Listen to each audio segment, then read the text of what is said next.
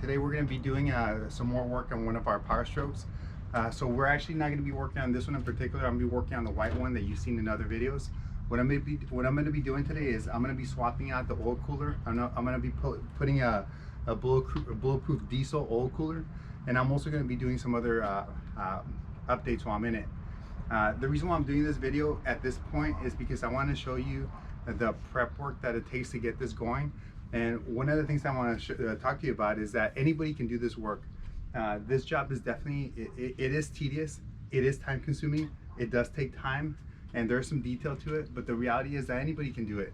And if you don't do it yourself, you're going to be paying $1,500 to up to $3,500 to get somebody to do this job. So I'm going to show you the different parts that it takes, the prep work that you have to do to get started, and also some basic tools that most people don't have in their toolbox. And they're actually not that expensive. You can get them from Home Depot. I'm going to show you exactly what the tools are, and then I'll show you what are the steps that you need to do to get this process started. All right, so to get going, first I want to show you some of the items that I have in front of me and what you're going to have to remove to get the process started. So down here, what you see is a turbo. So this is a 6.0 turbo.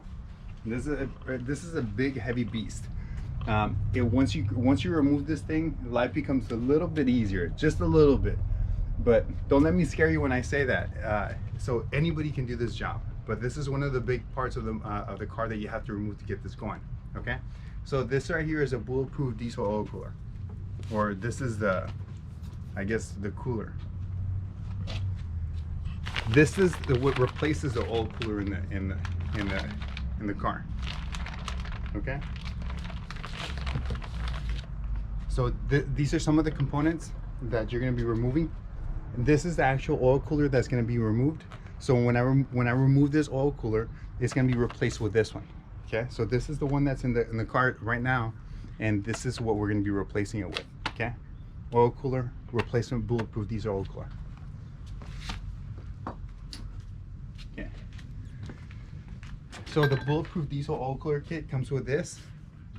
The actual oil cooler that replaces the one that's in the vehicle, some oil lines, and I'm going to show you a way to get around this because you don't necessarily need these.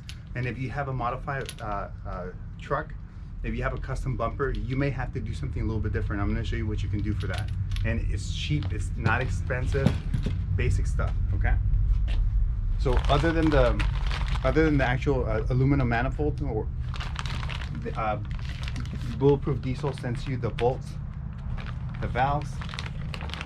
This is a silicone line that attaches to the EGR cooler. Now this particular one is not a bulletproof diesel brand. I actually went ahead and bought myself an AFE. So I like the AFE because it's actually the same thing as a bulletproof diesel. And not only is it the same thing, it's less than half the price. And if you take a look in there, so this is exactly how the bulletproof diesel one's going to look like. Okay, this is an AFE. Okay, so I recommend that it's up to you. If you have the money, you want to spend a little bit extra, go with a bulletproof diesel. But if you're looking at this video and you can tell that it's exactly the same thing, and these are some proven parts, go with what works. Go with what's within your budget. In the bulletproof diesel kit, the other parts that you're going to see a couple hard lines.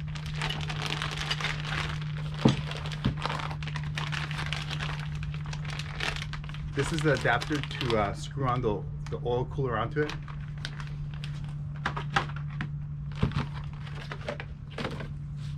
So there's a filter, and that's the adapter for the filter. Okay. The filter that we're going to be using for this is going to be a Wix. Model number is 51832.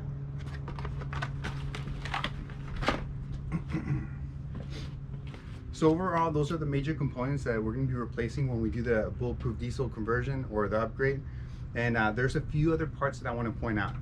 Now, these are very inexpensive, but if you're going this deep into the motor, replace them.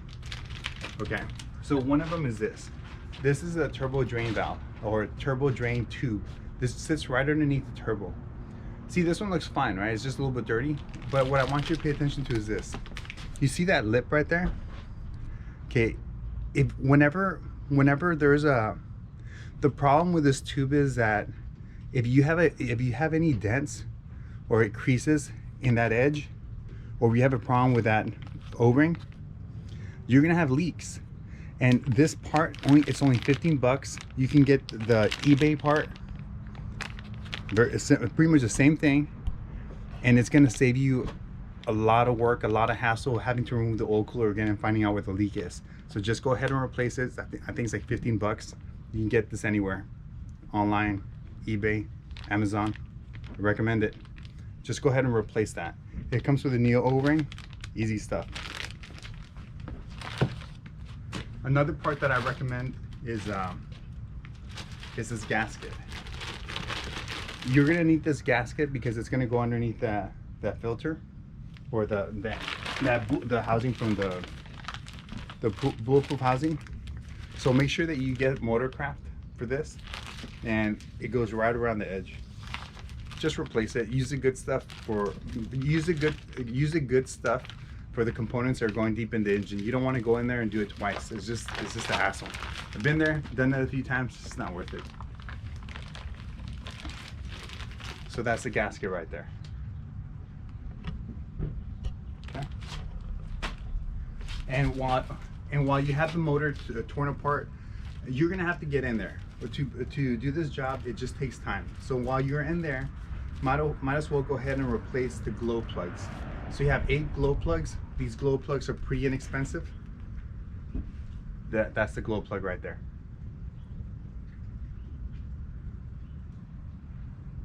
So go ahead and replace 8 of these, and it'll save you a lot of time.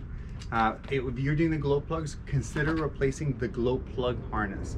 I believe those are about 30 bucks. Just go ahead and swap it out. If yours looks solid, leave it alone.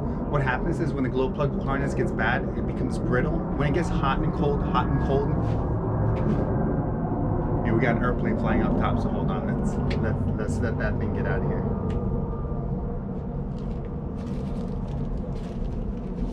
And that's another thing. A lot of this work you can do in your driveway, you can do in your side yard. You don't need a garage to get this done. You just need some basic tools, and I'm going to show you right now which are the tools that you need. Okay, so back to the glow plugs and the glow plug harness. So what happens with the glow plug harness is over time the motor gets hot, and cold, and because of that, the plastic, it starts getting brittle. So replacing the harness now is a good idea, so you don't have to deal with the harness. You don't have to deal with going into the harness later. A lot of these components are right around the engine, so this is the best time to do it. Okay, so glow plug harness. Okay, once you're working on this thing, there's going to be a lot of parts of the motor that you're going to be tearing apart, and you're going to be taking apart parts of the front end. You're going to have to remove the fan. And if you're going to be removing the fan, this is the best time to update your fan clutch. And what you do is you can update the fan clutch to make it a mechanical fan. Now this is the part that Bulletproof Diesel sells. I think it's maybe 100 bucks. I can't remember the exact price, or you can buy it on Amazon or eBay for about $15–20. Okay, and what this does is lets us use the mechanical clutch on the newer style Powerstrokes. Okay, this is what it is. I recommend that you go through eBay or Amazon and skip Bulletproof Diesel on this particular part. Remember, it's just a very basic part. And they say it's made in USA. I don't know if I believe that. It probably is. Okay. So now that, because we're going to be tearing into the motor at this level, this is also a good time to remove the standpipes and dummy plugs. Okay. What happens is these engines have failure in the O-rings, or this particular O-ring. What happens is you start getting bleed through, and when the motor gets hot, it starts turning off. So this is a very good time to just go in there and remove the standpipes and dummy plugs. Not a very expensive part, but since you're going to be in there, might as well remove them. Okay. So now I want to talk about a couple tools that if you have in your toolbox, it will make this job a lot easier. Okay. The special tools that I recommend are crow's feet, but these are not just any crow's feet. These are pipe crow's feet. So they're flared to fit pipe, or the pipe fittings. And the reason why you want these is because you don't want to bend any, you don't want to mess up your fittings, your pipe fittings. And you have a few fittings inside your truck that have that. Some of them include the fuel lines. If you mess up with the fuel lines, it's not gonna be fun having to replace them, because you can't really make them. You could, but it's cheaper to buy the fuel line instead of making it. Your fuel hard lines. Now, in regards to wrenches, I recommend these swivel wrenches. This is such a tight fit, it's best to use these wrenches. So I strongly recommend that you grab a set of those. They're not that expensive. These you can pick up at Harbor Freight. These particular ones I picked up from Home Depot. I don't recommend the Harbor Freight ones because they're just flimsy and they don't lock. And I think if they do have the locking ones, are just cheaply made. So there you go. Those are the special tools that you'll need.